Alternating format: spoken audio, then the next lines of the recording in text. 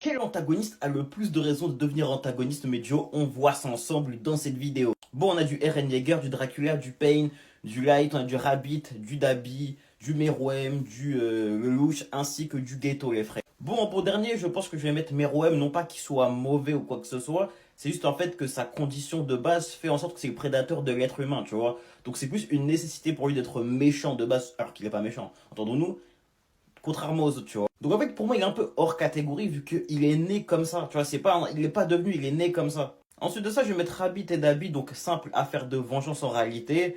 Les autres, il y en a d'autres qui sont dans ce cas-là, mais c'est plus poussé aussi bien Dracula, Pain que le louche, c'est plus poussé, je trouve. De la même façon, je pense que je vais mettre Ghetto, les gars. Ghetto, c'est plus comme une sorte de mal-être intérieur, tu vois. Une incompréhension dans sa condition, donc forcément, il y a des raisons d'être méchant, mais c'est pas non plus stratosphérique. Ensuite, je pense que je vais mettre Light, les frères. En vrai, Light, de base, il part avec une bonne intention, je trouve. L'intention est même très bonne.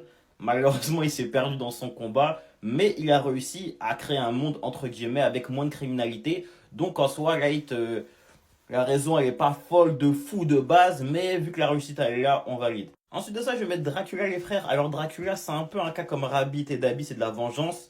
Mais c'est un cas encore différent dans le sens où Dracula, lui, de base, il est au-dessus des hommes et de très loin, t'as capté? Il a dit, les frères, hein, celui qui touche à ma femme, j'ai le qui me passe bien comme il faut. Sa femme avait prévenu, hein, si vous me fumez, Dracula va s'en prendre à vous. Ils l'ont fumé, il s'est vengé sur les hommes. Ensuite, je pense que je vais mettre Eren, les frères. Eren, bon, vu les siècles de persécution qu'ont subi Paradis, on peut très bien comprendre pourquoi est-ce qu'Eren a fait ce qu'il a fait. Maintenant, c'était très extrémiste, mais on va pas se mentir qu'il y avait une vraie raison, tu vois.